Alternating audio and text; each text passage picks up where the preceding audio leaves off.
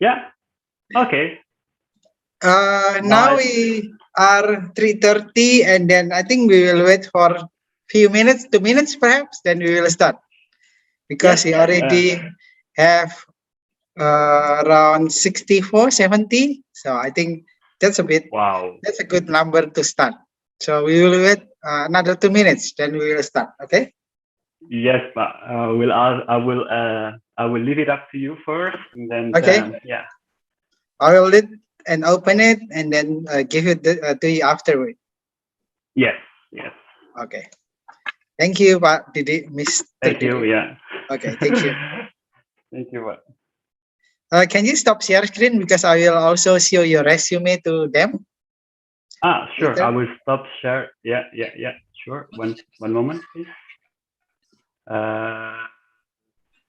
Stop sharing.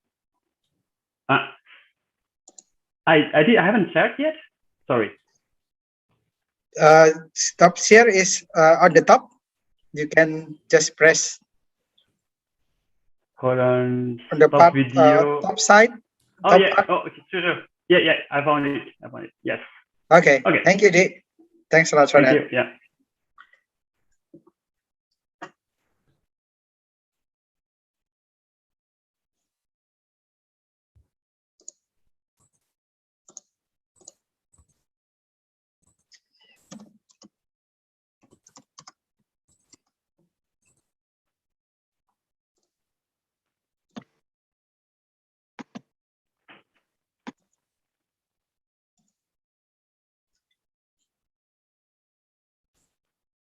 Okay. So let us start. How are you, everyone? Good afternoon, everyone.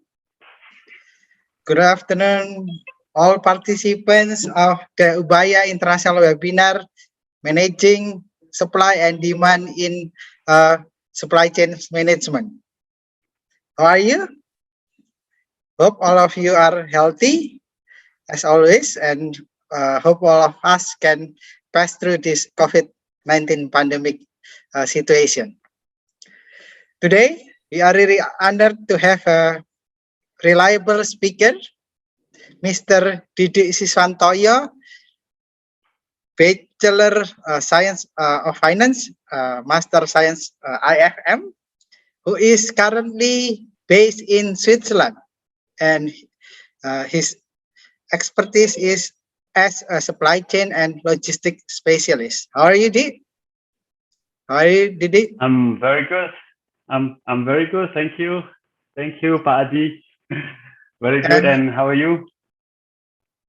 I'm good, really good. I'm ready to serve you, Pak. And if you see the name, from the name, you can see that Didi is Indonesian, who is now working in Switzerland. I'm very good. Thank you, Pak Adi. Very good. And how are you? I'm good, really good. Great. I think the live YouTube need to be if you see the mute. name, Yeah. from the name. Muted. Excuse me for the YouTube. Can someone mute it so it is not watched back? Okay, now it's on. Okay, from the name, Didi Sisantoyo is Indonesian. If you see, he is from Surabaya actually, yeah, Pak? Yes, that's true. Yes. So he used to study at IBN actually for 5 semesters. Yes. And then afterward, he continued to Switzerland. Okay. Then back to the laptop. Before I continue and give the time to Didi, please allow me to introduce myself. I'm Adi Tejakusuma, and I will be the moderator of this webinar for the next 90 minutes. One of the supply chain management objectives is to supply what are demanded by customers. Of course, by involving or synchronizing the upstream till downstream. including suppliers, producers, distributors, retailers, and customers. Because once a company fails to supply what are demanded by customers, your company or that company might be in trouble because customers might move to your competitors because your company is not able to demand. And today we will learn about the supply and demand in a supply chain from Didi because he's a practitioner and he will share what he was experiencing related to the managing supply and demand in a supply chain management. This webinar will take for 90 minutes, where we will start with presentation from Didi for around 45 till 60 minutes. And then we will continue with question and answer where Didi already prepared a few questions, and then you can also directly ask questions to Didi about his topic. And before I give the time to Didi, please allow me to read his resume. Let me share screen in order to easy to see his remarkable resume. Can you see it? Yeah? Yes. Okay. So Didi is an experienced professional and practitioner in the supply chain and logistic and hospitality industry for more than 20 years. 12 years. Oh, sorry, 12 years. In the industry, he was in charge of marketing after serving as a customer service at a Germany's freight forwarder company. As a marketer, his responsibilities were not only developing the businesses, but also maintaining the accounts or account management, yeah? Meaning that he was managing the supplies in order to meet the market demands. That's why he's a real expert of supply and demand. He earned his Bachelor of Science and Master of Science in International Management with major in finance from the School of Business VHNW or University of Applied Sciences, Northwestern Switzerland, Olten, Switzerland. And his specialties include the supply chain and logistics, marketing, the business analysis and administration, market research, and data collection and data interpretation. Without further ado, now I give the time for Didi to start his thought or his presentation. Please, Didi. Thank you very much, Paidi. Thank you, very much again for the invitation and organizing this event. It's very honor also for me to be here with you, everyone. I'm now going to share the slides so that everyone can see. Right. Can everyone see the slide? Yes. Yes, we can see it. All right. One moment, please. Let me just quit one application that not bothers me afterwards. All right. Good afternoon. Good morning from Geneva. It's 9:39 here in Geneva. We just changed our time, from winter time to from summer to winter time. Yes. All right. It's I'm very honored, very happy to be here with you, everyone. And I think let's get started because we will have. I would really love to share my experience with students at Ubaya because you guys, you are a student from Ubaya. I have the feeling that you are very, very smart students. You know. Excuse me, Didi. Apologize. Yes. Apologize before you continue. Can you maximize your share screen, your PPT? Sorry. One moment, please. I think few, because you use Apple, right? Yes, that's true. I think on the view. Yeah. On the view, I think I would just play. Okay. Yeah. Okay. Good. Okay. Please. Good. Sorry for that. Just no to worries. make Yes. the audience more comfortable to see your share screen. Yes. Okay. Perfect. So again, yes, not to, because I would like to share my experience with a very smart student at Ubaya. So then let's get started. I think it's better to save our time. And again, Padi, thanks a lot for the introduction before. And if you guys are having students having questions, and then please keep the question for now. And let me give you this overview. Before jumping to the core of this webinar on managing supply and demand in a supply chain, I would like to give some background a little bit so that you are familiar with this kind of organization, because it's very related afterwards, right? So this is the importance of managing supply and demand. Why is it important to manage supply and demand? Is because there's a strong relationship between supply and demand, and they determine the price and quantities of most goods and services in a market. So this is why it is very important to manage supply and demand.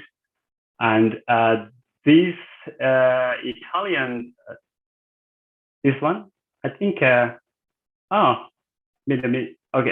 no worries, no problem, because, okay, this is the Italian shipping company, or called Mediterranean shipping company. It's a shipping line where they provide container shipment transportation in logistics, and they are headquarters. They have a headquarters. I mean, not they have. Their headquarters is in Geneva, Switzerland, and you can find this Italian shipping company everywhere. More than 150 different countries. And they provide maybe students, the student of Ubaya, or have ever seen this MSc in a shipping yard. I mean, not shipping yard, a yacht or a shipping for passengers. But now it's container shipments. So, and the next one is the a French shipping company, CMA CGM. CMA-CGM is la compagnie maritime d'affrètement in French. Then, and also company General Maritime, or in English it's like freight company, maritime freighting company, or for containers, and also a General Maritime company. And this French company is based in Marseille, in south of France, and it has the quarter is there, and it exists, I think, in more than 160 countries. So it is one of the world leader shipping company in the world. So it's very interesting, and this is why later on it's important to manage or to look after, or to manage the relationship between them, because they provide they supply what we need, what I need when I was working in the logistics or transportation industry. So, and to give you another overview is about This is called NVOCC, or non-vessel operating common carrier. What is it? To give an idea, it's not available in the at the university, I would say, because in the real world. So it's very very nice, very interesting to be shared with everyone here.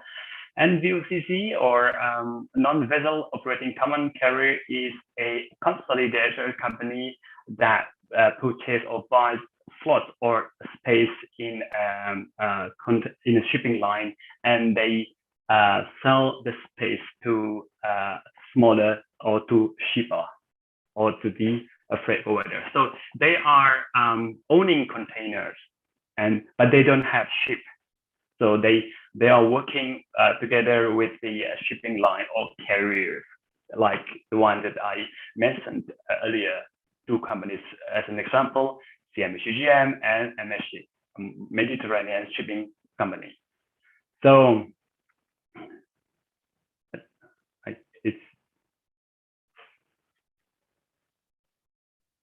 it doesn't work. Okay, yes, it works. And now it's the freight forwarders. What are they? The freight forwarders are the intermediaries between organizations. I mean, between carriers or shipping line, airlines, and the importers and also exporters. The freight forwarders are very important. The existence of freight forwarders in the logistics and supply chain industry is very important, because they provide services that other companies or carriers or liners or shipping lines are not able to provide the services. So therefore, the existence of freight forwarders are very important. It's if it is finance, it's like the financial or banking industry. They bridge between clients and the market. So what are actually the roles of the relationship between freight forwarders and shipping companies or the airliners?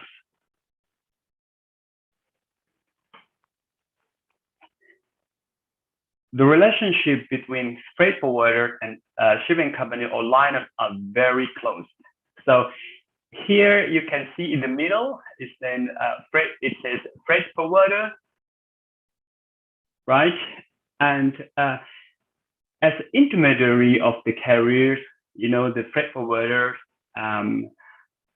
provide services from shipping company or from shippers to carry their products, either import products or export products. So the freight forwarders normally have contracts with space contracts in general, or price contracts with shipping lines, because the shipping line, they provide the supplies.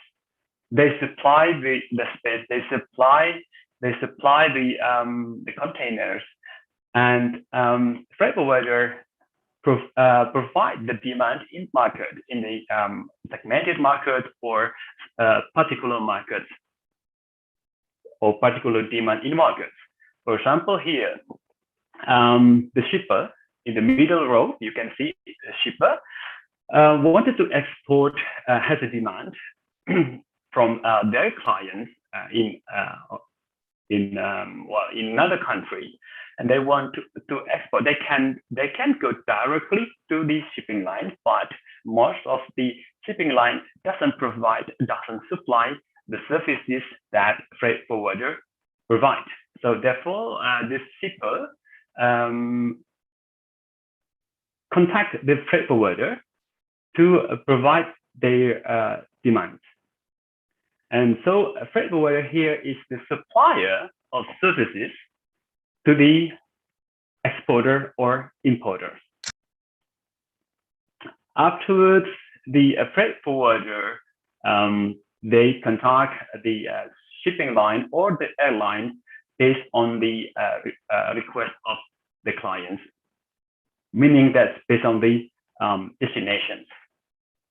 And what freight forwarder does include custom clearance and the paperwork, like dealing with the inspections, communications, Sukovindo, for example, this kind of stuff that freight forwarder supplies the need of the client or market.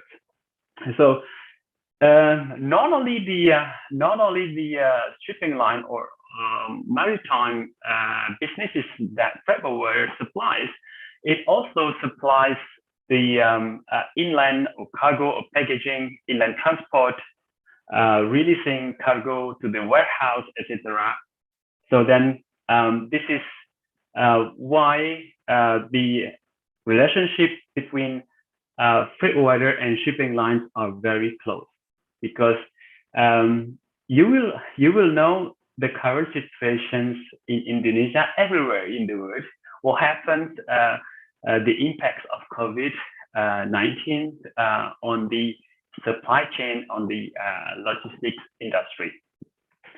So just to give you an overview that the freight forwarder again works together with their agents, their overseas office, so that they can contact the end customer, so then the goods can be delivered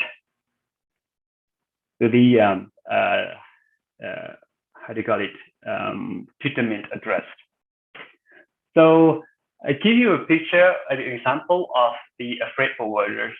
There are, just for your information, that in Indonesia itself, there are about more than 3,000 freight forwarders, and they have different services required in markets. So they supply many different services to the market. And one of the example here is the Global Freight Semester, where I was working. I worked there for almost 5 years, and I'm still in contact with the directors, because the directors is Indian British. It's a multinational company. It's not just national company. It's a multinational company. Before working in the Global Freight Semester, I was working in a German freight forwarder company. It's called Schenker. Schenker here in German language is called like warehouse in English. So Schenker is warehouse, but they provide also, they're one of the biggest freight forwarder. And Global Freight Semester is a freight forwarding company based in Jakarta, headquarters, as you can see here. And before I slide the company in this presentation, then I asked the director, Sanjay, the Indian director, I asked, do you mind if I slide the company? They don't mind at all, and they are very happy, and because, well, still, like, networking is very important. Even though I'm not working with this company anymore, and I still have a very good contact, very good like emotional relations with my ex-colleague and also with my ex-bosses. So Global Freight Semester here is based in Jakarta, and it provides sea freight, or maritime transportation, also the airline. And this is the office also available in Surabaya. I was in charge of marketing in Surabaya, and then I moved to Central Java, Semarang, because the boss wanted me to develop the business and also maintain the accounts. So then I have to develop how to develop the supply and demand, and also the businesses. Then I will tell you more later on in this slide, in this presentation. And just to give you an overview, that GFS, or Global Freight Semester, works together with CMA CGM, as I told you before. and it's we call it NVOCC. Our company that time was NVOCC, non-vessel operating carrier, meaning that we have a contract with shipping line. So we have more privileged place as compared to the other freight forwarding in Indonesia, because we can have more slots in the shipping company, that we have to supply these spaces to the demands, to the clients who demand the space. And we are also exporting to the Balaji Shipping. It's a UK Indian company, so we also have worked together with them. And Orient Express line, which is just a feeder from Indonesian port to Singapore, or from Indonesian port to Malaysian port before connecting to the mother vessel. Then it's very interesting to know all this operation, but I will leave it like this for now. And let me give you another overview how this is the core of this webinar, how we manage supply and demand in a supply chain in the context of logistics and transportation industry. So as you guys are students of economic students, I would say I would say you are familiar with the so-called like the principle of a market economy, right? So the market economy says that, I guess we all know that there's supply and demand, and we all also aware that there are low of demand and low of supply. So the supply and demand have very strong relationship, because as I mentioned earlier before, that they determine the prices and the quantity of most goods in a given market. So how to manage this supply and demand in order to be equalized? It's not, well, practically it's not very easy. Wow. So how I manage the supply and how I manage the demand in the market that time. And so this is the methods, the component of forecasting methods that I applied when I was working in the supply chain and logistics industry. I was using the quantitative. This quantitative is very important to be noted down, because at that time I was discussing with my peer and also my bosses, my directors, and to understand what was actually the demand in the market in the historical record. So, but relying on the quantitative method or historical demand is not 100% correct, because there's always season that changes the demand itself. So as a marketer at that time, how can I know the demand in the market that can be like always how do you call it, in the same level or at the same amount? So then I use this quantitative or historical demand to estimate.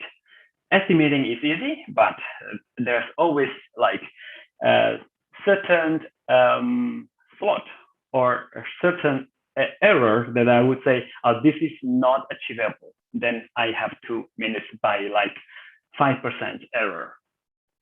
And then I also consider about the lead time of containers replenishment.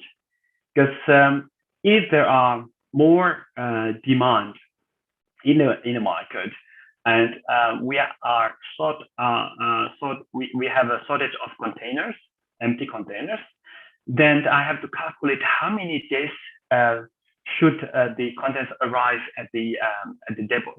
And also, this lead time of container replenishment closely related to the shipping lines, because those shipping lines that I mentioned earlier, the one who supplies the containers, and I as a marketer have a very close business relationship with the shipping lines, so that I can obtain accurate information. So that from this information that I obtain, collect, then I interpret, and after I transfer to the market, so that I supply the information to the market. And of course, using marketing campaign to understand how many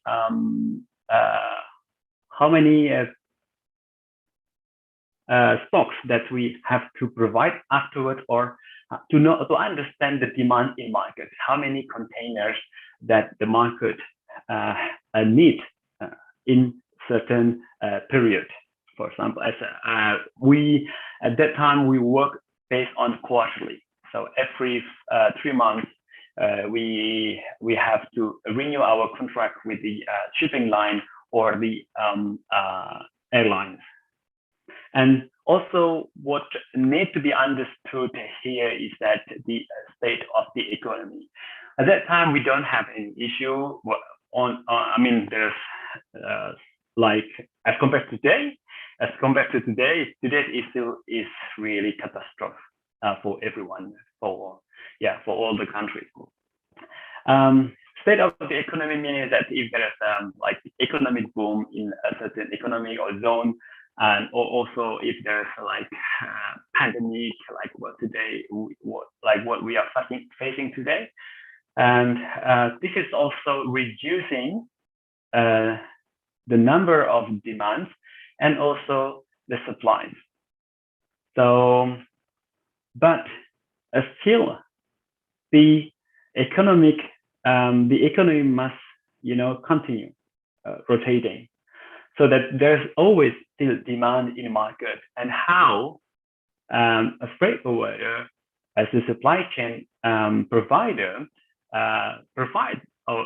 supplies the need of the demand. So to understand this is also very key success factor as a marketer to estimate the demand and then supply later on. And the fifth component is the competitors. To understand competitors is very important, because it's not only the one shipping line available in Indonesia or in the world. Competitors, they tend to decrease the price or to add more services. What kind of prices they have depend on the destinations, and also the services that depend on the how big is the market, and how profitable is the account. So then they will supply the services that market demands. So I will continue later on by visualizing you to understand the impacts of COVID on our supply chain and logistics. And this is very important before jumping to the visualization, qualitative on making the forecast. So qualitative is still subjective.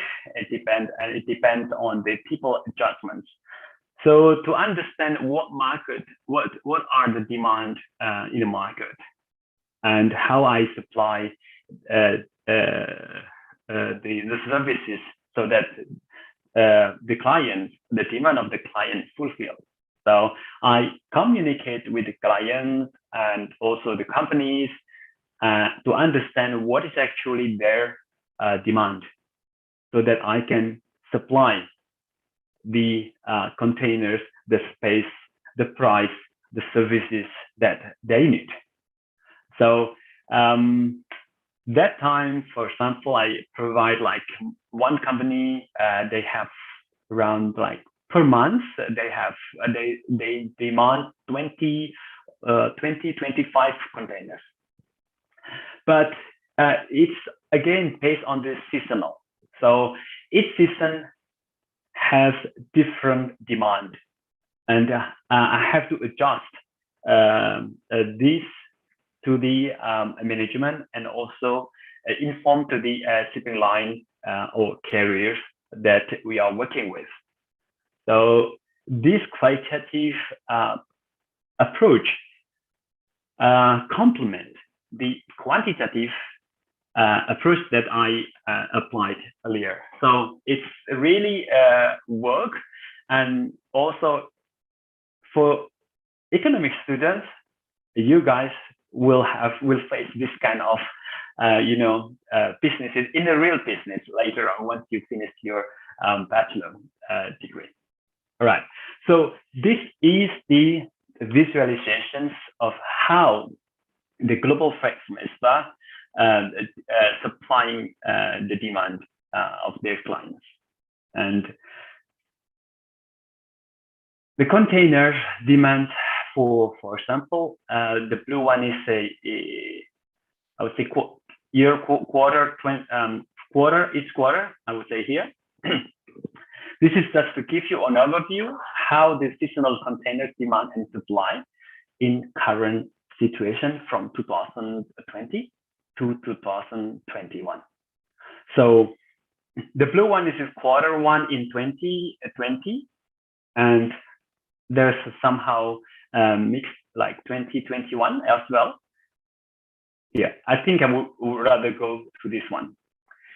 So to fulfill the demand in market, Global Freight Semester provide containers to clients in quarter one in 2020. It's right, is still high, 300 containers or 300 TEUs for European mainland. And then for the US market, they provide 150 in 2020. This one, as you can see. And the for Asia Pacific include Australia, India, Japan, and Asian market. They supply the logistics 150 TEUs in 2020 and 21 in 2021 is 75. What happens? I'm going to tell you what happens in this demand, why the demand goes down. In the same way also happened to the quarter two. The second quarter in Indonesia, I guess the outbreak of COVID has spread it already in Indonesia, I think in March 2020. And why it decreases is because, in Europe, we have faced already the COVID, and therefore we are not, here we are not allowed to work, so that the people who work at the wharf or in the yard or in the port are very limited, and therefore the containers they're stuck here, and also the shipping line they are also unable to move to import the empty containers or to do the import to Indonesia. So this is how freight forwarder or how logistics industry faces difficulties in supplying the demand and fulfilling the demand. And in the third quarter is also decreasing from, from the first from 300 to 200 in 2020. And 21, the next one is only 100. What happened again is, the limited number of people that allow to work, and also time-wise. This affect the demand, also the supply. What happened next is that, just to give you an overview of this one, how the seasonal container demand supply move downward very drastically currently. So just to give you an idea that, the supplies of container suppliers are not able to deliver their empty containers because import from Indonesia is also less, while export they need to move. But as a supply chain and logistics provider, we cannot supply empty containers to the suppliers, because the shipping lines that we are working with are unable to import the empty containers, to supply the empty containers. So what happened next is that the price, when the demand, a lower demand, as I mentioned earlier, lower demand and supply, when the demand is high and supply of the goods or services are very low, then the price increase. So before COVID outbreak, the price for one container, one export to the ocean freight, I would say, the ocean freight from Indonesia to Europe was only, I put it somewhere here. Before COVID, it's only $700-800 for 20-foot container. 20-foot container is the smallest one, the smallest size of containers. And for 40-foot container is about $1,400, $1,500 for a shipment, any kind of goods.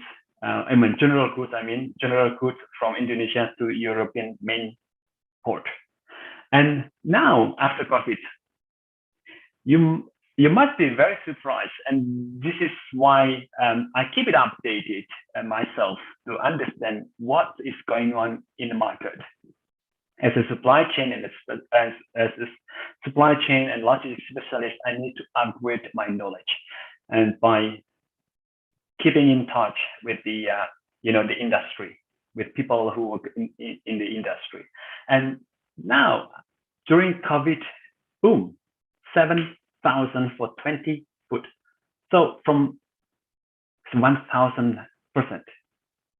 So from 700 before COVID now becomes $7,000 for 20 foot. And for 40 foot, before was 1,400, between 1,400 and 1,500 $. Now it becomes 13,000 $. Per 40-foot container to European main port. And for the US, you must be very surprised also to understand. Maybe some students who probably coming from the well-off family who export goods to Europe or the US, they maybe you can ask your parents or friends who are working in this kind of industry, export industry, then they will tell you the same thing that, like what I'm sharing, what I'm addressing today. So for the US before COVID, for 20 foot was only like 12,000, not 12,000, 1,200 and $1,300.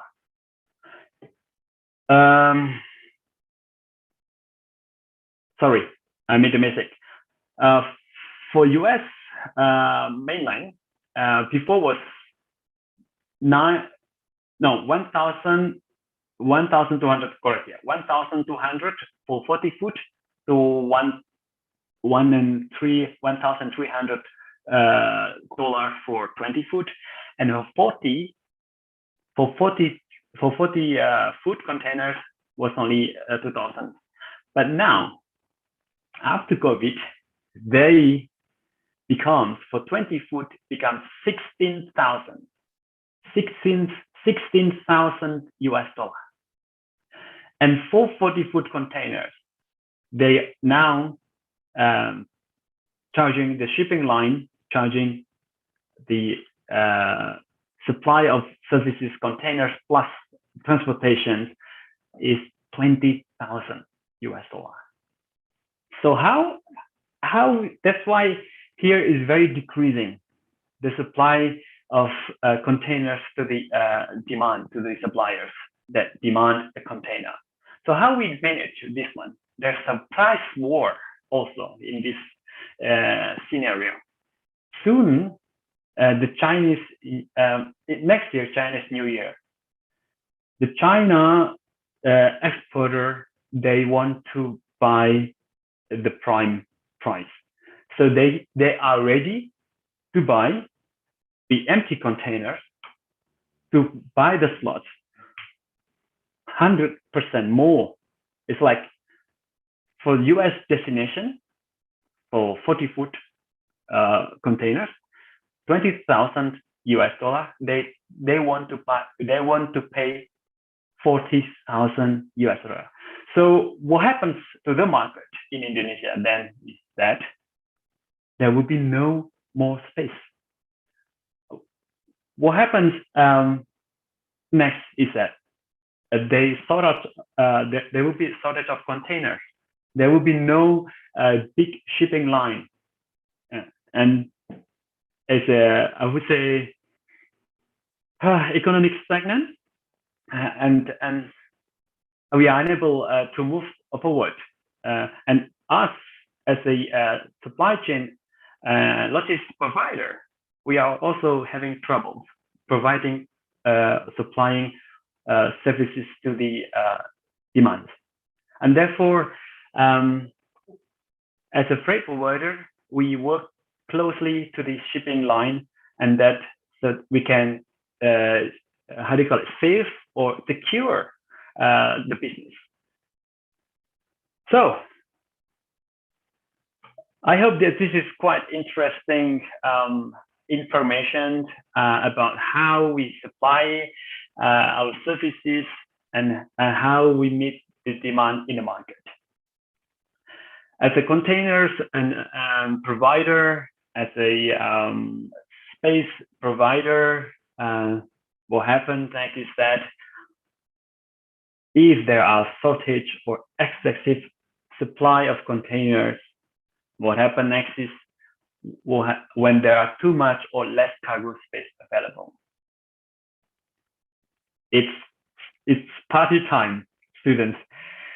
I communicate with my directors in Indonesia. He said that we are unable to provide the same quantities as before, but we work on the profit base. So profit base meaning that if one shipment cannot cover the cost of the operations, then we will not take the shipment. If even though the demand are numerous, but they are unable to pay the price that we supply, then we are unable to work together with them, because the shipping lines is the one who decide as well whether they want to carry the containers or not. And also, if there are no containers, then what we can do. So it's really party time for those giant companies. So thanks a lot, everybody. Thanks a lot for your presence in this webinar, and I hope that you find it's intriguing presentation. And if you have a question, then it's time to ask questions. And I'm here happy to answer your questions. Thanks a lot, Badi. Thank you, Didi. Thank you for your informative sharing of your experience. Now I open the question and answer session where you can raise your hand, press the raise your hand button on the Zoom, or you can type on the chat section. Please feel free to ask in Indonesia or English because I can translate and Didi also understand Indonesian. But I encourage you to speak in English. Anyone, please? If not, I will ask question to Didi as a start, to kickstart. Sure. Okay, as a first question, as a kickstart, to kickstart our discussion, I have a question of, you mentioned that the shipping costs of the 20 feet and 40 feet increase from 700 to 7,000 around, which is 10 times. Yes. And then my question is, what is the consequences for the market price of that product once they arrive in the destination? Because as all of us aware, by the way, all of the participants here are students from operations management. So wow. they are quite familiar with supply chain and logistic and transportation, hopefully. That's why my question is, if the shipping cost is increasing, which it contributes to the total cost of the products when it is shipped to destination country, right? Previously, with 700, perhaps the product can be sold $1 perhaps. But now, because they need to pay a more expensive one, even 10 times, then what happened with the product price in the destination country? In this case, because you are in Europe, what is your experience? And if you see the market, the product price, is that many increasing or still the same, or the quantity is lower, which means that sometimes it is hard to get that products, or what happened due to the increase of the shipping costs, please? Right. Thank you, Badi, for the very, very interesting questions. Thank you. Yes,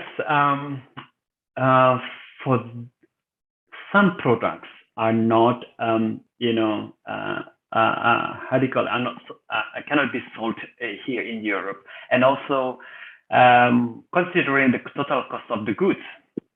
And then the price of the transportation is way expensive than before. Certain products from Indonesia cannot be exported. For example, furniture. For example, handicraft. So handicraft, no. Some shippers, some handicraft shippers, they demand a lower price because of the seasonal. As I said, that today we are having a Christmas market. So everybody wants to buy presents for their beloved friends, family members, and they are unable to buy the products because the price of the product, the cost of the product is quite expensive, and lack of goods, new innovative goods from Indonesia, for example, the handicraft, because of the price. So for handicraft and some other products are not exported, are not exportable because of the price. So what happened next is that there's always substitute part. Here for food, for example, food, before COVID outbreak, we have some fruit from Asia, and now no more from Asia because of the price. And we we have a substitute from Africa. And why we have it from Africa here? Because Africa is closer as compared to Indonesia. 6 hours by flight, by plane, and Indonesia is more than 6 hours. So I would say straight flight is 15 hours, but plus wait congestion. There's always congestions in the port because of lack of people working in the airport due to the COVID pandemic.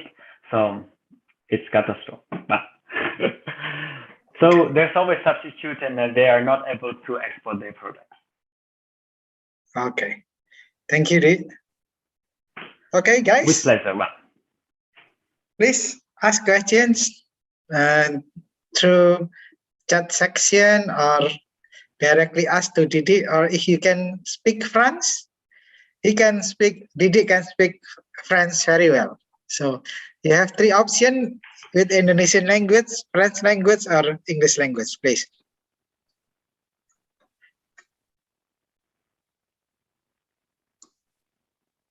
Anyone? We have 111 participants. Wow. So minus us, so around 105. Yeah. You can ask in Indonesian, please.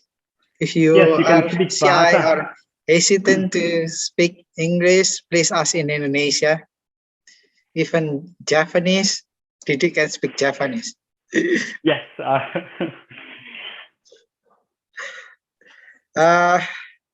Vivi, perhaps? I see some of our students. Vivi, Vinitasari, do you have any questions? Or Olivia, Ciela? Anything related to the supply chain, demand, and logistics businesses? Yes, students, you may ask. This is your chance.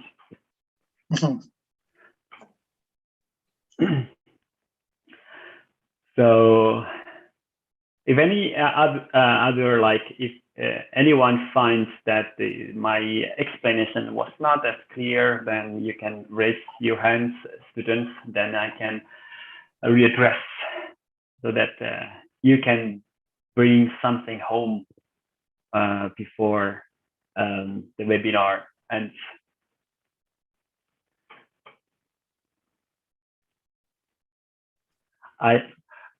So maybe I have a question if they don't have a question, but yeah. Yes, please. Do you have questions for us? So yes, yeah. What happens next? What has to be done? Yeah, when there are shortage or excessive supply of containers, and there's this. The first question is quite wow, quite interesting questions, and students may have opinion. Then please say. So I can ask. Yes, please, Christian. About what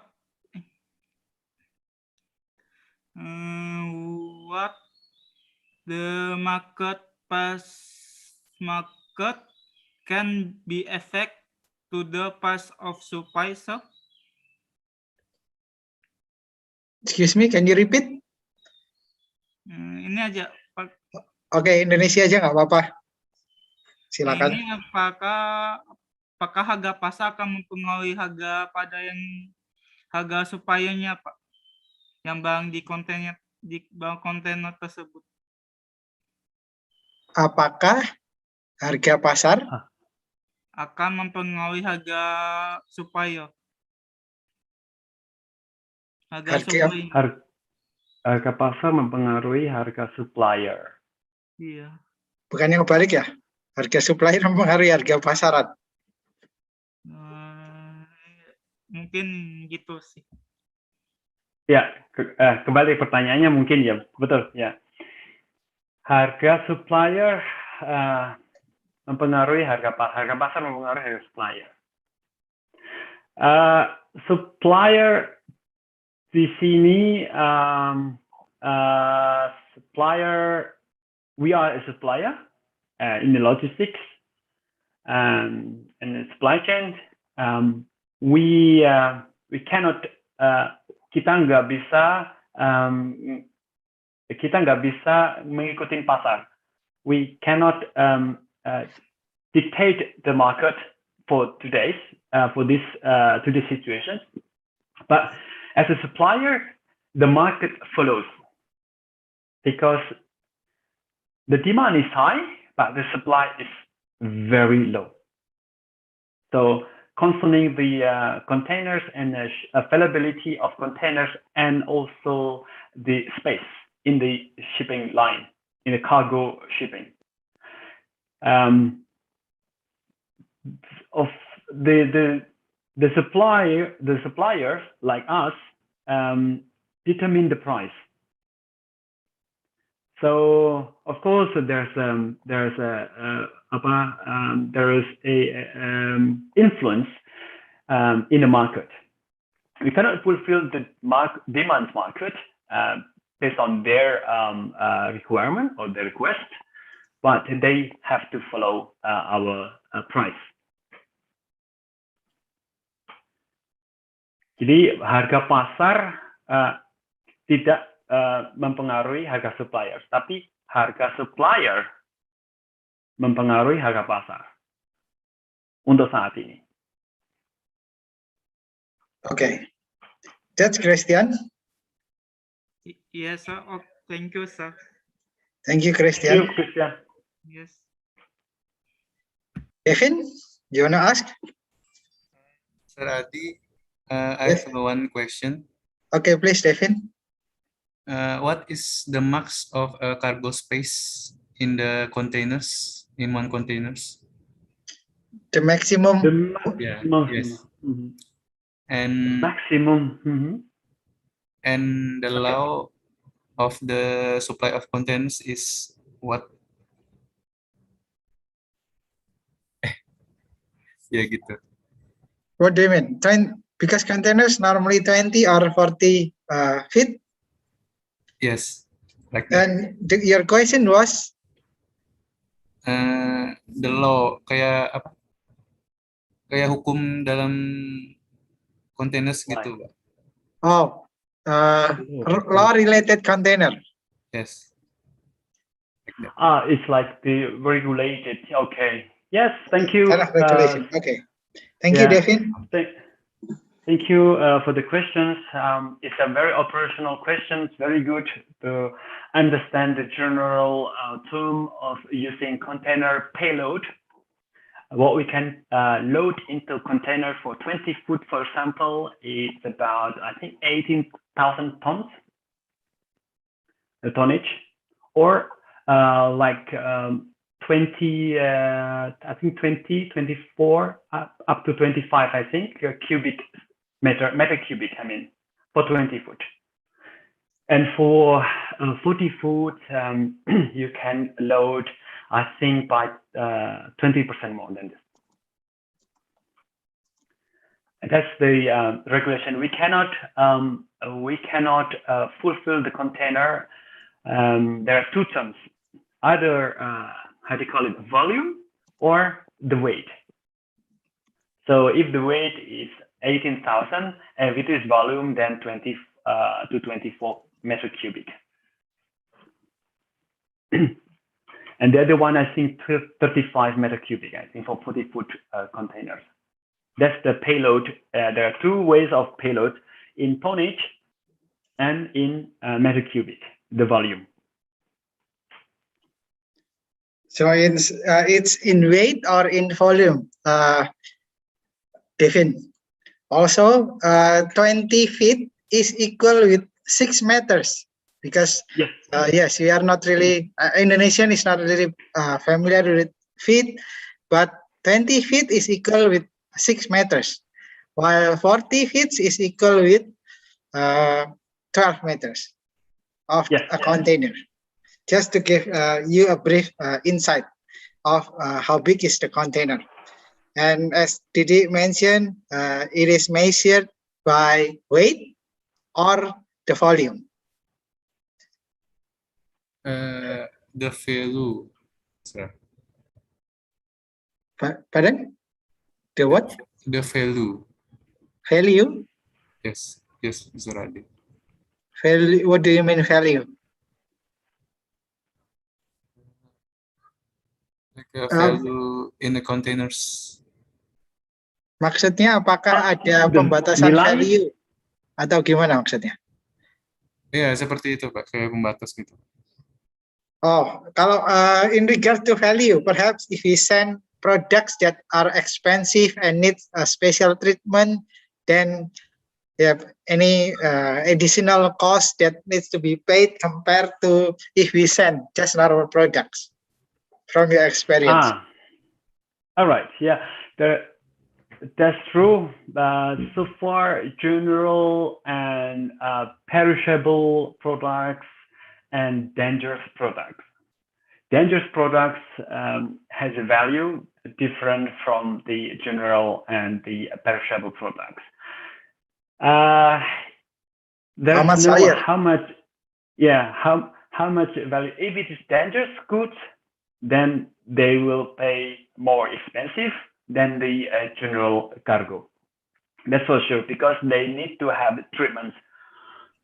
Perishable is like, I would say, now it's COVID, so containers, river containers are required, so that the vaccine, the vaccine are in a secured. So they need. This is a huge amount of money. This costs the value. I don't know the value of one container full of vaccine, but this is very fragile and very expensive, because we as a supplier have to maintain the temperature. If the temperature is too high or too low, the product will deteriorate.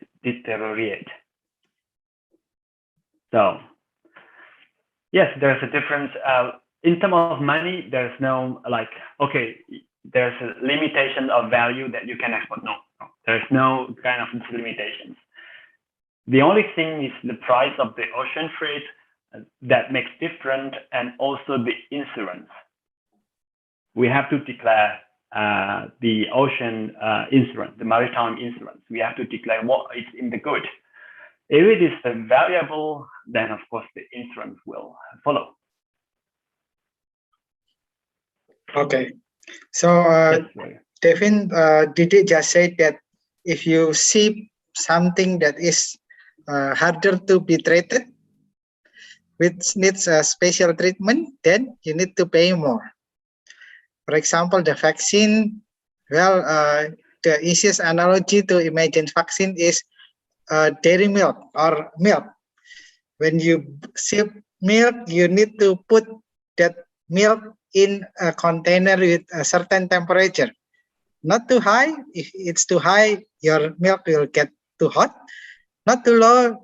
If it's too low, your milk will get freeze. So it needs to be maintained in certain temperature, and it makes the seller can charge higher to the buyer or the sender. Okay, yes. But yeah, that is the basic things of the how the company or the shipping company determines their fee, right? Did it? True. Yes, that's true. There's someone that is raising hand. Yes, Harry. Please, Harry. Ya, selamat sore Pak Didik dan Pak Adi. Sore. Saya mau bertanya, sebelumnya saya boleh nggak ya sebut merek ini? Nggak apa-apa. Kan yang tahu cuma kita. No Untuk worries. retail storage seperti Miniso dan misalnya contoh Miniso Pak, itu kan barang-barangnya kan dikirim dari luar ya ke negeri. China tepatnya. Ya betul. Saya cuma mau tanya aja, itu kan Miniso kan ada di seluruh Indonesia. Nah, kan nggak mungkin dia langsung gimana ya? Kan kirimnya kan pasti kan untuk restock barangnya kan agak banyak Pak, supaya seluruh Indonesia stoknya jangan sampai ada kehabisan. Saya cuma mau tanya, kalau misalnya stoknya itu barang-barangnya agak cukup mahal, pasti kan menggunakan third party logistik ya, pihak ketiga. Yeah. Tapi di sisi lain pihak ketiga juga tidak mau rugi kalau seandainya terjadi ya accident, kecelakaan. Pasti menggunakan asuransi. Saya cuma mau tanya, apakah asuransi perjalanan itu setiap kali jalan, ya misalnya kirim 100 truk berarti ya 100 surat gitu atau gimana? Okay. Right. It's all about the insurance. Is that the question? Apakah pertanyaannya tentang asuransinya? Ya. Jadi bayangan saya pertanyaan Harry adalah misalnya si mini saya, asumsi saya sih dia punya DC ya di Indonesia ya, distribution center gitu di mungkin Tangerang atau Jakarta, dan setelah itu didistribusikan ke store-store-nya yang ada di seluruh Indonesia. Nah, Harry question was if the Miniso would like to ship it into the its store in Indonesia or nationwide, whether the insurance is charged for every shipping or in general or in a certain period or what? Meaning that if the shipping from the DC to Surabaya to Papua to Ambon and etc. reaches 100 per month, then the Miniso needs whether Miniso needs to pay 100 times of insurance or what? All right. Yeah. Thank you, That's Harry. Question, Harry, right? Ya, betul. Yeah. Thank you. Okay. Okay. Yeah. Baik. As far as I experience in this kind of insurance issue, waktu itu ataupun sekarang bisa dicek juga, insurance company akan menanggung ketika ada kerusakan hanya pada saat goods are being transported. And when goods are received in the distribution center, they check, and then if there's a damage, they can claim to the insurance company. So during the transportation until the goods are loaded in the warehouses or in certain warehouse, then the insurance will bear the cost once the supplier or the sender can prove the broken or the damaged package, or even package. Sometimes we know that the package is broken, but the content itself, the goods itself is not broken. But if the goods are broken, then they can prove it by taking pictures, and the insurance will proceed. And of course, they will not cover, the insurance will not cover once the goods are in the warehouse itself. So the warehouse with supplier, the warehouse itself, in general, they have already include the insurance coverage. So I don't know in Indonesia nowadays whether the insurance, the warehouse includes the insurance to secure that the goods. If the goods, for example, lost or damaged, will the warehouse owner and the third party Logistic. take the responsibility of this damage? I'm not sure with that one, but in general, third party here, they make sure that the goods stored are secured. Secured means that it's not damaged. If it is damaged by the handling or operation, or by the way they handle, then the one who is responsible is the third party provider.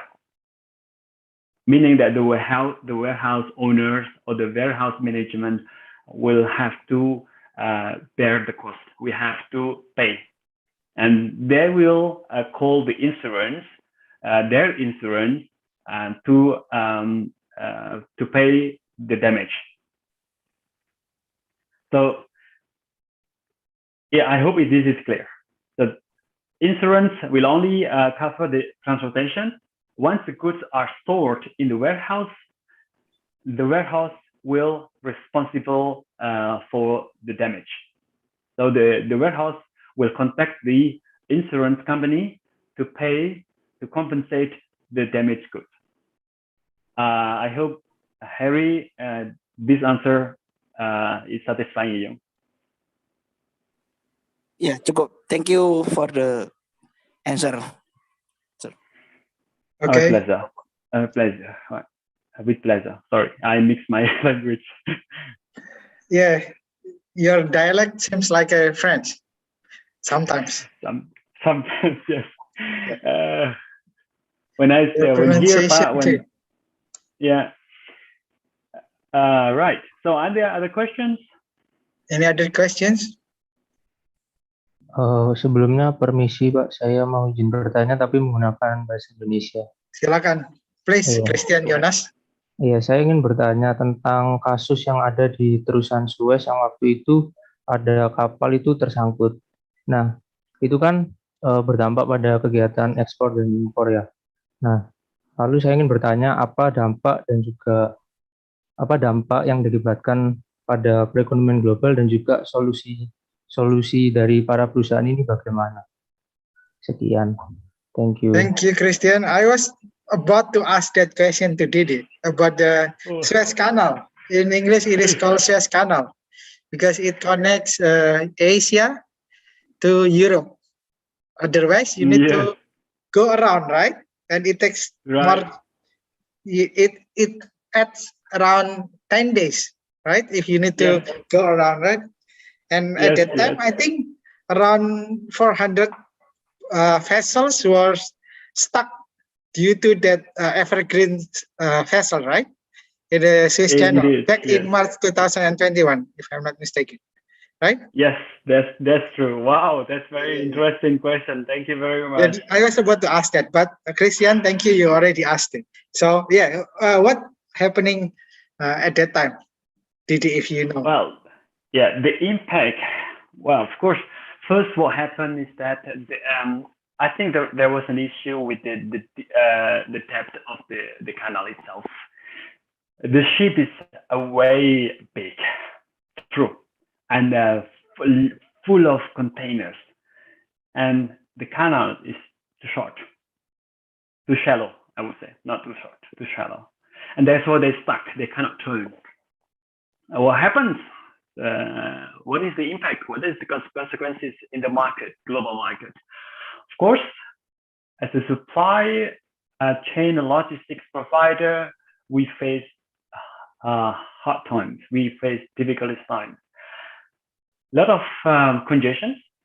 First, in the shipping lines, they cannot pass through the Suez Canal because of this ship stuck in the middle. So vessel congestion, not car congestion, yeah. Yeah, exactly. Vessel congestion. Vessel congestion. Yes. This vessel congestion influence other economic. Of course, they cannot. The other shipping cannot unload or upload the containers that want to move around the globe, and of course, there will be a shortage of containers, and also the space. We cannot, from Indonesian side, wants to export to Europe because of this. They cannot fulfill the demand, and therefore the law of supply and demand applies in this case. So many Indonesian exporters were disappointed because of this, because there's no space, there's no containers. What can they do? It's what we can do is that, with this kind of situations, wow, it's governmental issues. We have to work together with the government to first, for those who have imported goods, they have to be released soon. This will include, will involve the customs, because the custom officer, the customs in each country, they need to release the containers as soon as possible for the import goods, so that the importers can empty the containers and put back into depot. And that this empty container can be reused by the exporters. But then there's an issue. The ship. There's no ship from the connecting country. Indonesia might have feeder vessel, smaller vessel from Surabaya, for example, or from Jakarta to Kuala Lumpur, to Port Klang, to Port Klang, or to Singapore. But from these two countries, from Singapore city country, they have no mother vessel, because the mother vessel stuck in Suez Canal on the way. The story is the same story in the US during the outbreak. Lack of people works already. Lack of people work in the port, in the crane. You know, they took, because let's say 50% of the people were not working because of the COVID, and the ship, the mother vessel, keep arriving. You know, one arrives, 50% people, 50% of the worker work and cannot maximize the load, and new vessel arrives, and therefore there's congestion in the shipping line in the final destination. This is also happening when Suez Canal, evergreen shipping line, cannot move. They cannot move their ship, and the containers stuck in the shipping line. So it's a very good question, but I hope my answer correspond to your questions. Okay, just to add something, Christian, that the vessel, the evergreen vessel, was 400 meters long. That's why Suez Canal is quite narrow. And I think normally the accident in maritime or in a shipping happen due to the weather or the geographic hazard. Geographic weather means a thunderstorm or very heavy rain. Then geographical hazard happen because of the stone, perhaps that the driver of the vessel cannot really see, and then the vessel hit it. Or another way, another cause is due to the human error. I think the accident was due to either three of them, right? Yes. Just what I do some analysis for that accident back in March 2021. And the domino effect, as Didi mentioned, is so huge because it make around 400 vessels stuck, meaning that they cannot reach their final destination, or they are late to reach their final destination, right? Yes. That's what happened. Okay. I hope it answers the question. Yeah, but it's very interesting question. Yeah. Hope it answers you, Christian Jonas. Yes, thank you, sir, for the answer. Okay, good. You're welcome. Okay, it's 7 to 5 or 7 minutes to 5. Then, because of the time, then we need to conclude. Means conclude the question and answer. But before, I ask your favor to fill this survey questionnaire here. Wait, I will just put on the chat section. Yeah, please fill this survey questionnaire about this webinar, and if you don't mind, please also subscribe this YouTube channel, Fakultas Bisnis dan Ekonomika Ubaya. So please, this is the the message from the faculty. Please, guys, subscribe the YouTube channel of Fakultas Bisnis and Ekonomika Ubaya and complete this survey questionnaire. And then once you complete this, then you will be entitled to get the certificate. Okay, and this is the direct link of the Fakultas Business and Economica Ubaya. I already subscribed, by the way. That's the message from the faculty that I need to deliver to the participants. I give you. I'll subscribe. I'll subscribe. Thank you.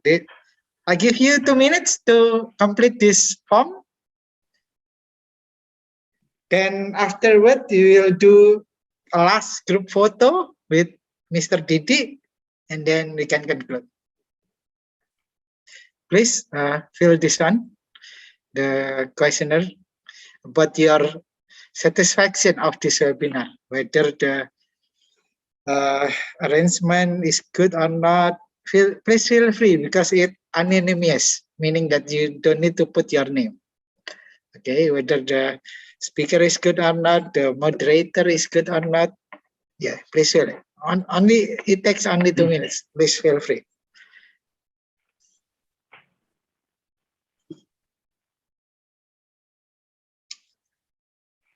Thank you, Dick. Thank you, but wow, we have really a lot. 100, more than 100 students. Yes. Ubaya. Yes. Those It smart went well. students. I think it went well, and students already also asked questions, and the questions were also good. Then I think Very interesting. this is a quite successful webinar. But let's see what they say on the feedback form, feedback questionnaire. I will update you briefly about Thank you. the result of that questionnaire.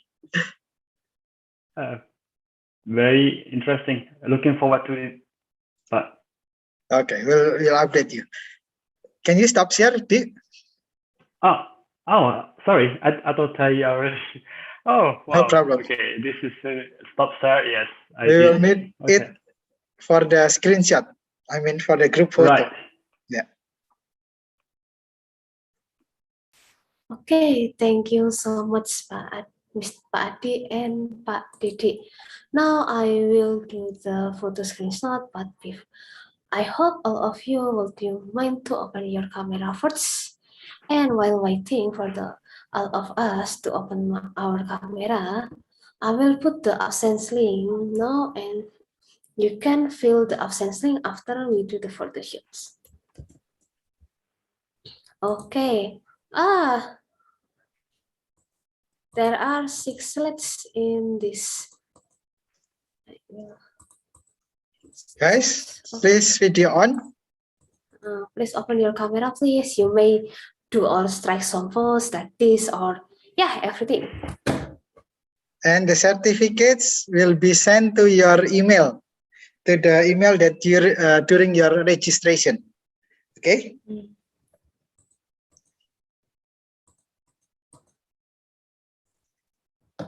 Please give some comment, Bu or Pak Faisal, for the screenshot or for the group photo.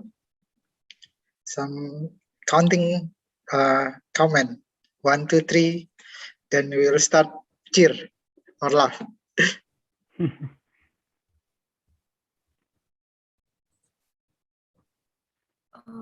Okay, now I will starting to do this photo screenshot. Thank you, Bu. Say cheese, everybody. Cheers.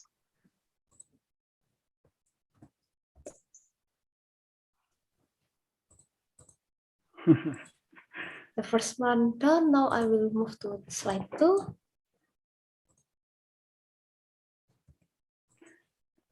Like this, Pak. Please, Pak. Slide 3.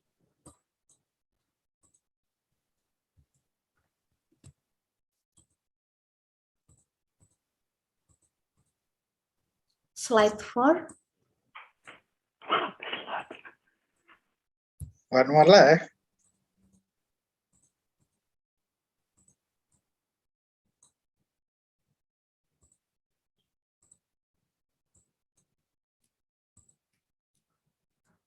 And now the last. Okay. Now it's done, Pak Adi. Thank you so much. Thank you, Josie. Bu Josie. So guys, have you completed the form? Yeah. Yes, Yes. sir. Yes, Okay. sir. So if you all already completed, thank you very much for your participation and your active discussion during this webinar. And I hope that this webinar will be useful to add your knowledge related to the supply chain management. And then I and Didi apologize if there was something that make you uncomfortable during this webinar. I wish you a happy day and stay healthy all. Bye-bye. Bye. Bye all. Bye-bye. Thank you very much, Bye-bye. sir. Thank Bye-bye, you. aja. Thank you, sir. Bye-bye. Thank you very Thank much. you. Stay Sir. happy. Okay. Okay. Thank you, Bat. Thank you. I will contact you on WhatsApp.